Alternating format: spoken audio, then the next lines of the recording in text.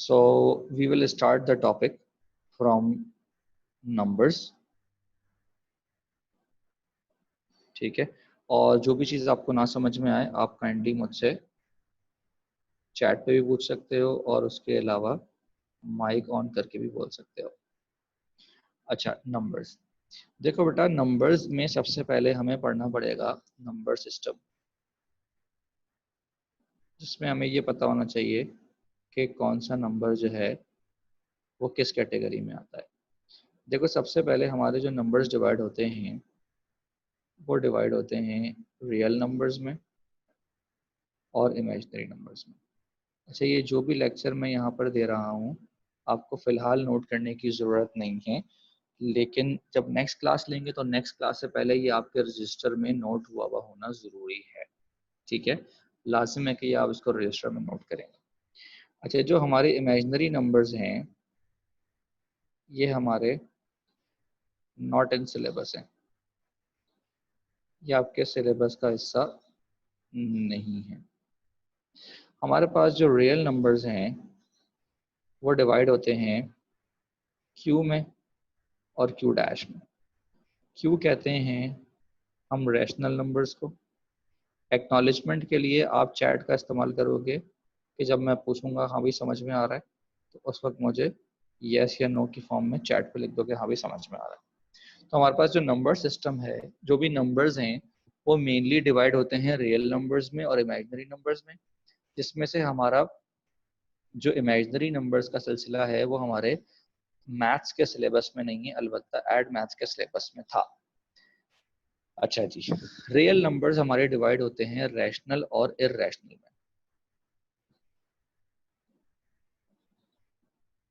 सबसे पहले मैं आपको बताऊंगा रैशनल और इररेशनल का फर्क। देखो, सबसे पहले अगर हम समझें कि इररेशनल नंबर्स क्या होते हैं।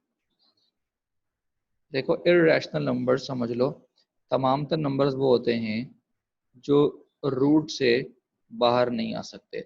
जैसे मिसाल के तौर पे अंडर रूट 2, जैसे मिसाल के तौर पे अंडर रूट 3, जैसे मिसाल के तौर पे अंडर रूट 4, जैसे मिसाल के तौर पे अंडर रूट 5। अंडर रूट 4 जो है वो रूट से बाहर आ सकता है और रूट से बाहर आने के बाद ये लिखा जाता है 2, तो इसका मतलब अंडर रूट 4 जो है वो इररेशनल नंबर नहीं है।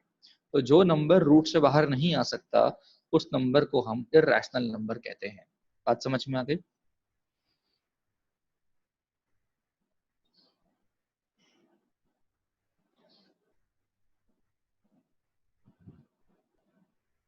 ठीक है, और इस तरह के तमाम तर नंबर्स जो अपॉन की फॉर्म में ना लिखे जा सके उसको भी हम इररेशनल नंबर कहते हैं।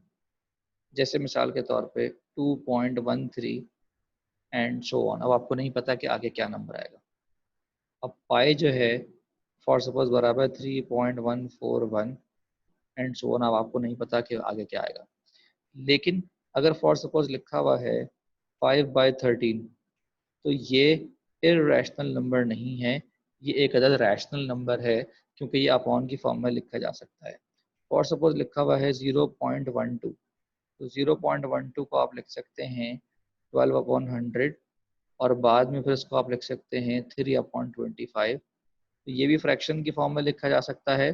जब फ्रैक्शन की फॉर्म में लिखा जा सकता है तो वो इररेशनल नंबर नहीं होता। इररेशनल नंबर सिर्फ वो होता है जो फ्रैक्शन की फॉर्म में नहीं लिखा जा सकता और रूट से बाहर नहीं आ सकता, उसको हम कहते हैं इररेशनल नंबर। बात क्लियर हो गई इररेशनल नंबर के हवाले से?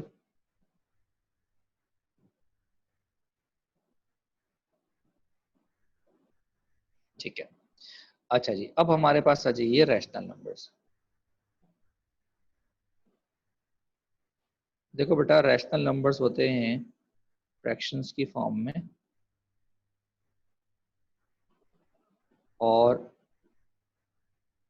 नॉन फ्रैक्शन की फॉर्म में भी होते हैं। जो फ्रैक्शन की फॉर्म में होते हैं वो होते हैं a/b की फॉर्म में, और जो नॉन फ्रैक्शन होते हैं वो होते हैं a/1 की फॉर्म में, जिसको हम सिंपल a की फॉर्म में भी लिखते हैं। ठीक है, इसके मतलब अपॉन में कोई वैल्यू नहीं होती। अपॉन में जब कोई वैल्यू नहीं होती तो हम कंसिडर करते हैं कि अपॉन में 1। अब हमारे पास फ्रैक्शंस भी जो है ना वो दो हिस्सों में टूट जाते हैं। एक होता है प्रॉपर फ्रैक्शन और जनाब एक होता है इम्प्रॉपर फ्रैक्शन।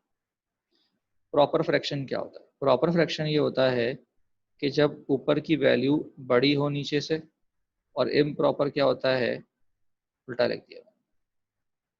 प्रॉपर वो होता है कि जब ऊपर की वैल्यू छोटी हो नीचे से, और इम्प्रॉपर वो होता है जब ऊपर की वैल्यू बड़ी हो। जैसे मिसाल के तौर पे आपके पास लिखा हुआ है 3/4 और आपके पास लिखा हुआ है 5/4। तो 3/4 का मतलब है कि 4 में से 3 हिस्से जो कि फिजिकली एग्जिस्ट भी करते हैं। और इम्प्रॉपर अगर लिखा हुआ है 5/4 तो इसका मतलब वो कहना चाह रहा है कि 4 में से 5 हिस्से। तो भाई 4 में से 5 हिस्से कैसे होंगे? जब हैं ही 4 हिस्से, 5 कैसे कर दिया आपने? तो आप क्या करते हो, इसको आप कन्वर्ट करते हो कैसे? आप कहते हो 1 होल नंबर 1/4। इसका मतलब होता है कि भाई एक तो हिस्सा कंप्लीट है और बाकी 4 में से एक हिस्से। तो इसको आप इम्प्रॉपर फ्रैक्शन कहते हो। बात समझ में आ गई?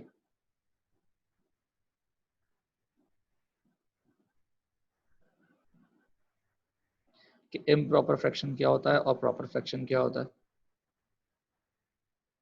इम्प्रॉपर फ्रैक्शन में आप, अच्छा मैं फिर समझा देता हूँ। देखो बेटा, प्रॉपर फ्रैक्शन में न्यूमरेटर कहते हैं ऊपर वाले को और डिनोमिनेटर कहते हैं नीचे वाले को। प्रॉपर फ्रैक्शन में क्या होता है कि ऊपर वाली वैल्यू छोटी होती है, नीचे वाली वैल्यू बड़ी होती है। इम्प्रॉपर फ्रैक्शन में क्या होता है? ऊपर वाली वैल्यू बड़ी होती है, नीचे वाली वैल्यू छोटी होती है। फॉर सपोज अगर तुम्हें 3/4 को दिखाना है तो तुम कैसे दिखाओगे कि जनाब ये थे हमारे पास 4 हिस्से और इसमें से 3 हिस्से जो हैं वो फिलअप हुए हुए हैं। तो ये है जनाब प्रॉपर फ्रैक्शन। इसके बरक्स अगर मैं तुम्हें दिखाना चाहूँ 5/4 तो मैं कैसे दिखाऊंगा कि भाई हमारे पास 4 में से 5 हिस्से दिखाने हैं। अब देखो मसला ये है, 4 में से 5 हिस्से मैं कैसे शेड करूं? तो मैं इसको कन्वर्ट कर लेता हूं। मैं इसको कैसे कन्वर्ट कर लेता हूं? मैं लिख देता हूँ 1 होल नंबर 1/4। कन्वर्जन करना आती है या बताऊं?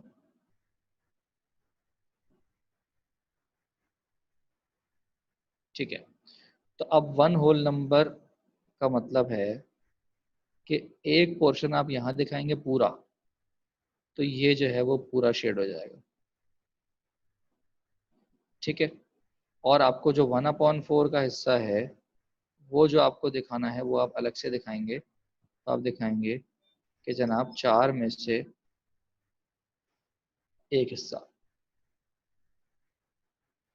बात समझ में आ गई?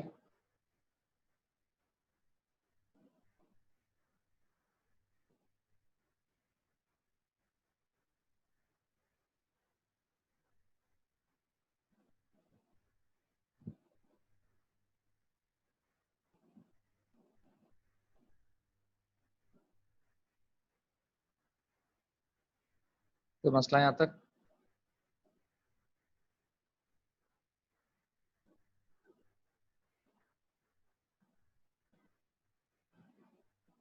अच्छा जी।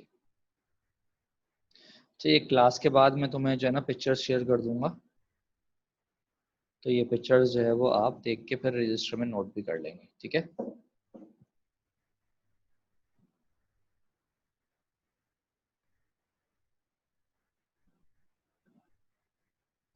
अच्छा जी।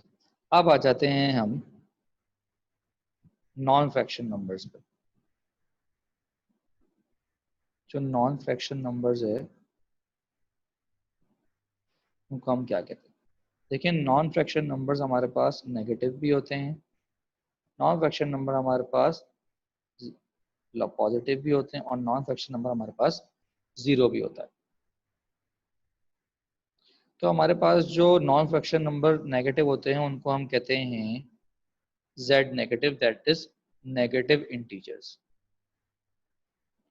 जो पॉजिटिव होते हैं उनको हम कहते हैं पॉजिटिव इंटीजर्स, और जीरो को हम खास कुछ नहीं कहते। तो नॉन फ्रैक्शन को बेसिकली हम रिप्रेजेंट करते हैं z से, और z के माने होते हैं इंटीजर्स। तो जो हमारे पास z पॉजिटिव होते हैं उनको हम कहते हैं नेचुरल नंबर्स। ठीक है जी। और अगर हम इन दोनों को कंबाइन कर लें तो ये कहलाते हैं होल नंबर्स। तो इसका मतलब जो पॉजिटिव इंटीजर्स होते हैं उनको हम कहते हैं नेचुरल नंबर्स, और जो होल नंबर्स होते हैं उनको हम कहते हैं पॉजिटिव इंटीजर्स और जीरो। तो अगर मैं नेचुरल नंबर का सेट बनाऊं आपके सामने तो ये बनेगा 1 2 3 एंड सो ऑन। और अगर मैं आपके सामने होल नंबर का सेट बनाऊं तो मैं बनाऊंगा 0 1 2 3 एंड सो ऑन। तो नेचुरल नंबर क्या होते हैं और होल नंबर क्या होते हैं, ये बात समझ में आ गई।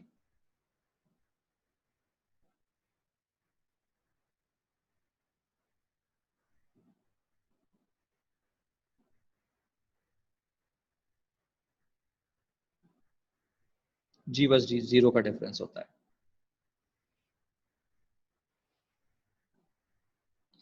अच्छा जी, इंटीजर्स फर्दर डिवाइड होते हैं इवन नंबर्स में और ऑड नंबर्स में। तो इवन नंबर्स आपको पता है कौन से होते हैं, जो डिविजिबल बाय टू होते हैं, और ऑड नंबर्स वो होते हैं जो कि डिविजिबल बाय टू नहीं होते।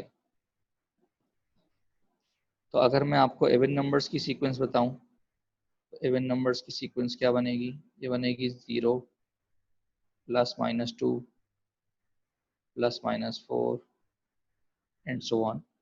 तो ऑड नंबर्स की सीक्वेंस क्या बनेगी, plus minus 1 plus minus 3 plus minus 5 and so on. तो हमारे पास अगर आपसे कहा जाए कि इवन नेचुरल नंबर्स, तो ये सीक्वेंस बनेगी 2 4 6 8 एंड सो ऑन। और अगर आपसे कहा जाए कि ऑड नेचुरल नंबर्स की सीक्वेंस बनाओ तो वो बनेगी 1 3 5 7 एंड सो ऑन। तो इवन इंटीजर्स और इवन नेचुरल नंबर्स दो अलग चीजें हैं, और इवन इंटीजर्स और इवन नेचुरल नंबर्स दो अलग चीजें हैं, और ऑड इंटीजर्स और ऑड नेचुरल नंबर्स अलग चीजें हैं।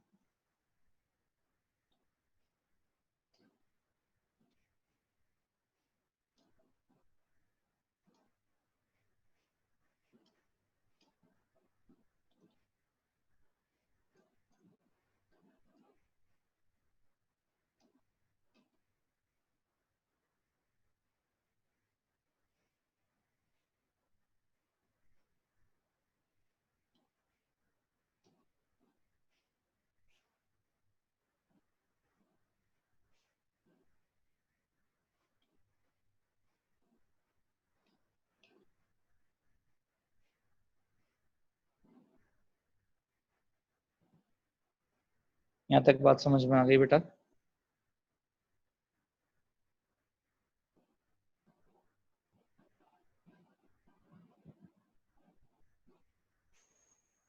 ओके।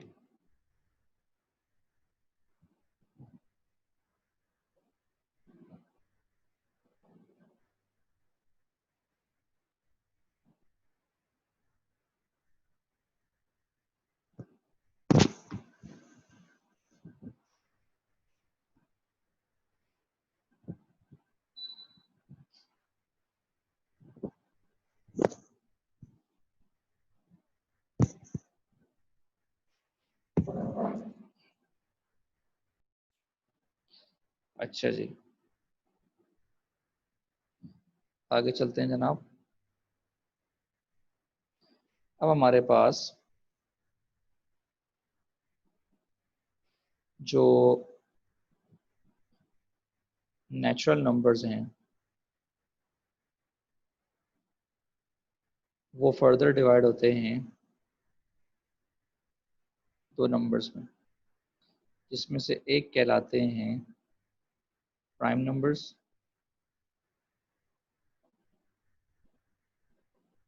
और एक कहलाते हैं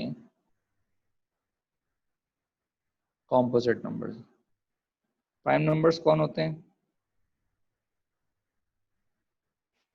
प्राइम नंबर्स होते हैं जो जनाब, जो सर अपने और वन के टेबल में आए। अच्छा भाई, हमारे पास वो नंबर्स जो डिविजिबल होते हैं वन से, नहीं डिविजिबल नहीं, इसको बेहतर है हम इस तरह लिखेंगे कि मल्टीपल ऑफ वन।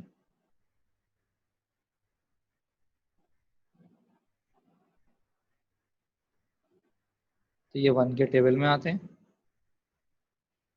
और दूसरी बात जो वो ये है कि क्या होते हैं, मल्टीपल होते हैं ऑफ इटसेल्फ, अपने आप के टेबल में आते हैं। जैसे मिसाल के तौर पे 2 हो गया, 7 हो गया, 47 हो गया, 119 हो गया,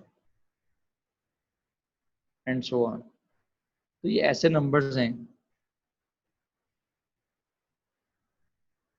सॉरी 119 नहीं, 117,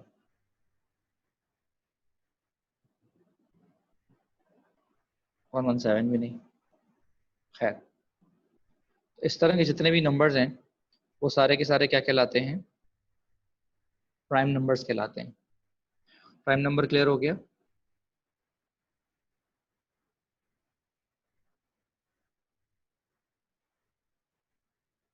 ठीक है। अब आते हैं हमारे पास composite number.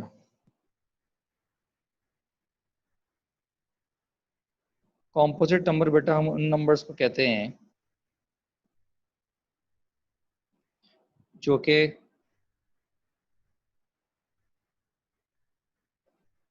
Multiple of one भी होते हैं, उसके अलावा मल्टीपल ऑफ इटसेल्फ भी होते हैं, और जो इनके अंदर डिफरेंट बात है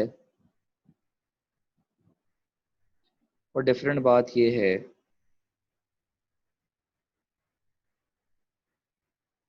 कि ये मल्टीपल होते हैं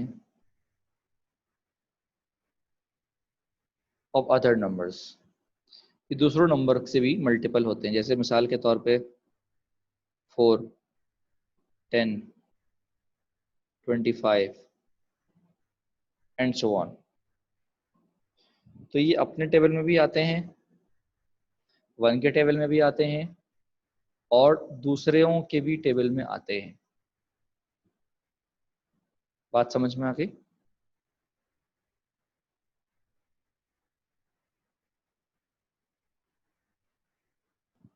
अच्छा जी, अब आ जाइए वन पे। वन जो है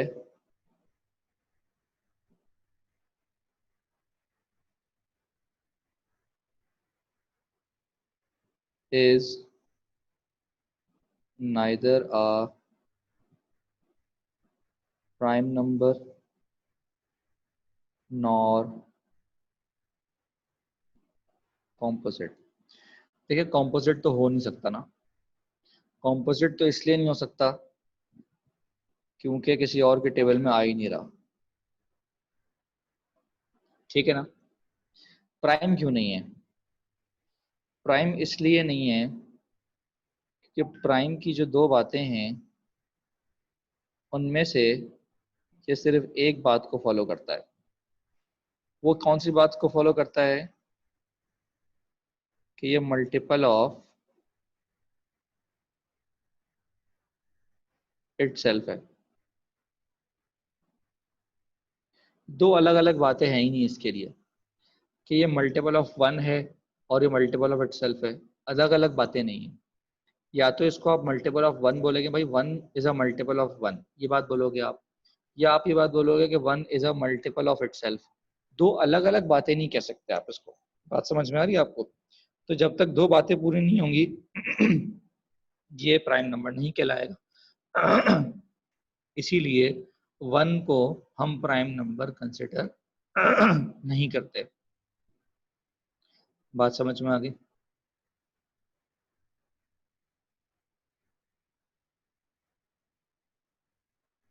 क्लियर है जी? सारे नंबर सिस्टम क्लियर हो गए यहाँ तक?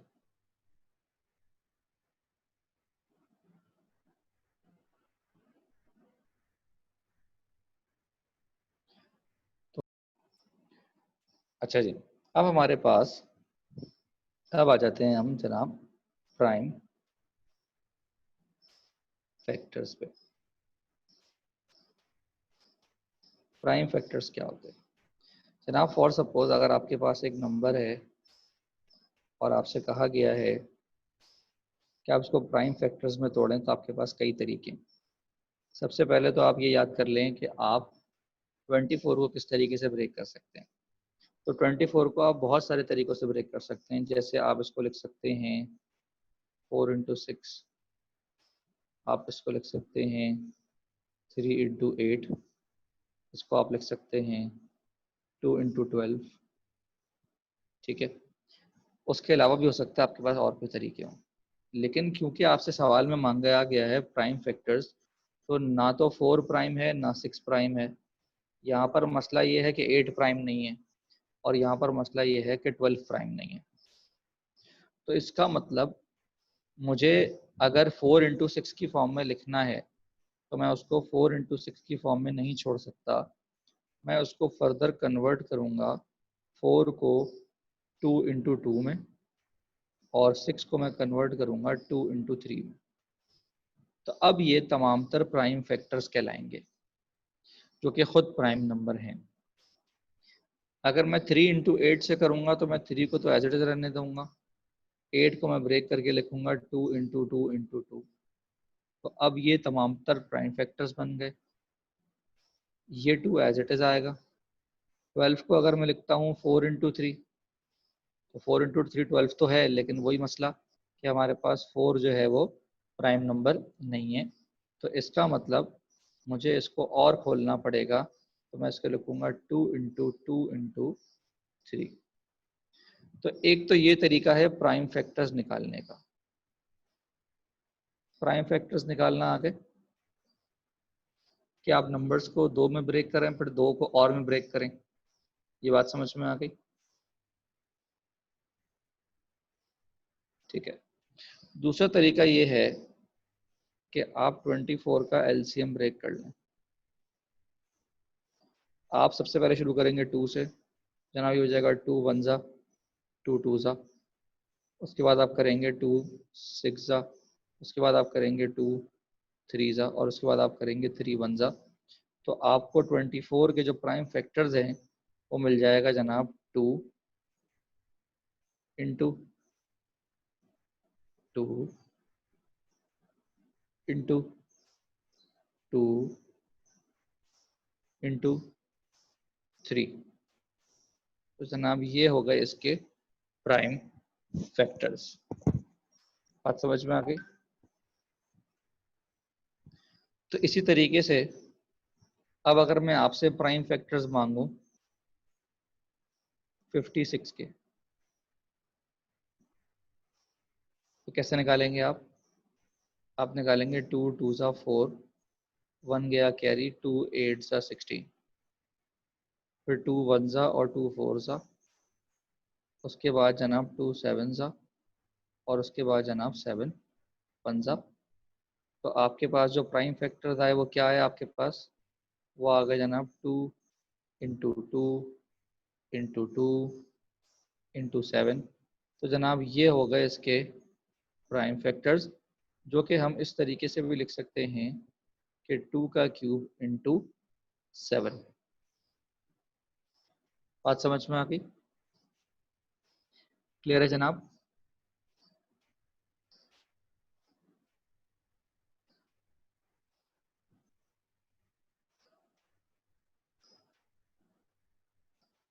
अच्छा जी, अब आपको मैं एक नंबर दे रहा हूँ